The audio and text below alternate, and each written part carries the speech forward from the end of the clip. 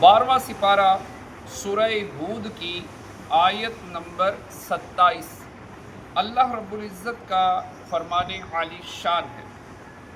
فَقَالَ الْمَلَأُ الَّذِينَ كَفَرُوا مِن قَوْمِهِ، تو اس کی قوم کے سردار جو کافر ہوئے تھے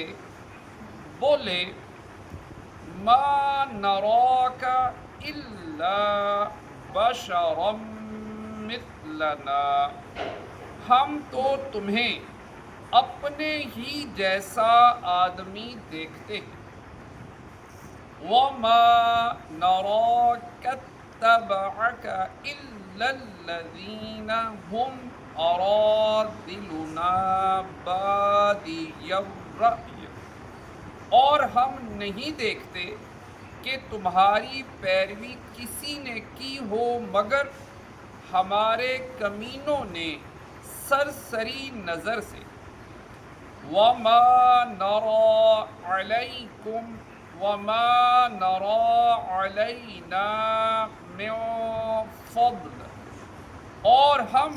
تم میں اپنے اوپر کوئی بڑائی نہیں پاتے، بل نظنکم کاذبین، بلکہ ہم تمہیں جھوٹا خیال کرتے ہیں۔ جب حضرت نوح علیہ السلام نے اپنی قوم کو اللہ تعالیٰ کی عبادت کی دعوت دی تو انہوں نے 3 شبہات وارد کر کے حضرت نوح علیہ السلام کی نبوت میں طعن کیا۔ نمبر 1، حضرت نوح علیہ السلام ہماری طرح بشر ہیں، اس گمراہی میں بہت سی امتیں مبتلا ہو کر اسلام سے محروم رہیں، قرآن پاک میں جا بجا ان کے تذکرے ہیں۔ اس امت میں بھی بہت سے بد نصیب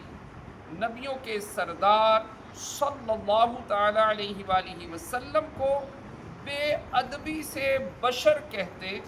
اور ہم سری کا فاسد خیال رکھتے ہیں۔ اللہ تعالیٰ انہیں گمراہی سے بچائے۔ ہماری اس امت میں یعنی پیارے آقا صلی اللہ تعالی علیہ وسلم کی اس امت میں کتنے ایسے لوگ ہیں جو یہی باتیں کرتے ہیں جو پہلے امتیں کرتی تھیں، جو ہلاک ہو گئیں، کفر میں مبتلا ہو کے برباد ہو گئیں، کہ نہیں جی پیارے آقا صلی اللہ تعالی علیہ وآلہ وسلم وہ تو ہماری طرح بشر ہے۔ ایسے ہیں نا لوگ جو یہ کہتے ہیں۔ اب یہ دیکھیں کہ یہ قول کن کا ہے؟ کافروں کا، اور بہت سارے نبیوں کو ان کی امتوں میں سے جو کافر لوگ تھے وہ یہی باتیں کرتے تھے۔ اور کتنے بد نصیب، یہ بے ادبی والا جملہ ہے، اور کتنے بد نصیب ہیں آج کے بھی لوگ کہ جو ان کافروں کی پیروی کر رہے ہیں اور اپنے پیارے آقا صلی اللہ تعالی علیہ وسلم کے بارے میں ایسی باتیں کرتے ہیں کہ نعوذ باللہ کہ یہ ہماری طرح بشر ہے، یہ ہماری طرح بشر ہے، نعوذ باللہ۔ تو ایسا کہنے والے قرآن پاک کی ان آیات کو پڑھ لیں، جو آج کی یہ آیت ہے اس کو پڑھ لیں اچھی طرح سے کہ کہیں ہم ان بد نصیبوں میں شامل تو نہیں ہو رہے۔ نمبر 2، حضرت نوح علیہ السلام کی پیروی سب سے کمینے لوگوں نے غور و فکر کے بعد کر لی۔ کمینوں سے مراد ان کی وہ لوگ تھے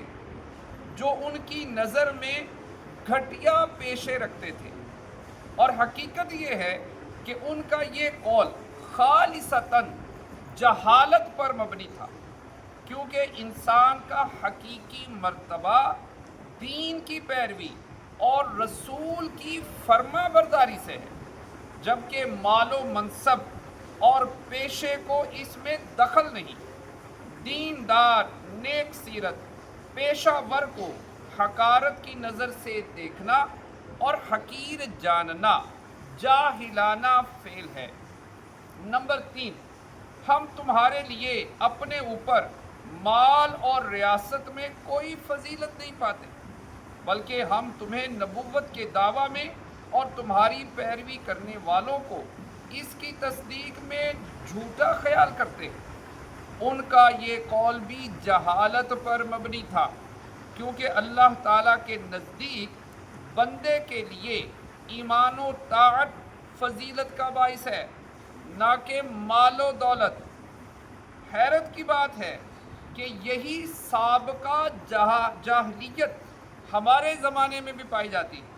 کہ گمراہ یا فاسق لوگ عموماً مالدار ہوتے ہیں، جبکہ دیندار لوگ غریب، اور پھر یہی فاسق و گمراہ لوگ غریبوں کا مذاق اڑاتے ہیں۔ تو اللہ کریم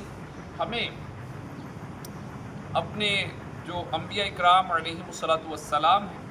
ان کا ادب و احترام کرنے کی توفیق عطا فرمائے، اور ہمیشہ ہم با ادب رہیں، ہمیں ہر بے ادبی سے اللہ کریم محفوظ رکھے، آمین، بجاہ خاتم النبیین صلی اللہ تعالی علیہ وسلم۔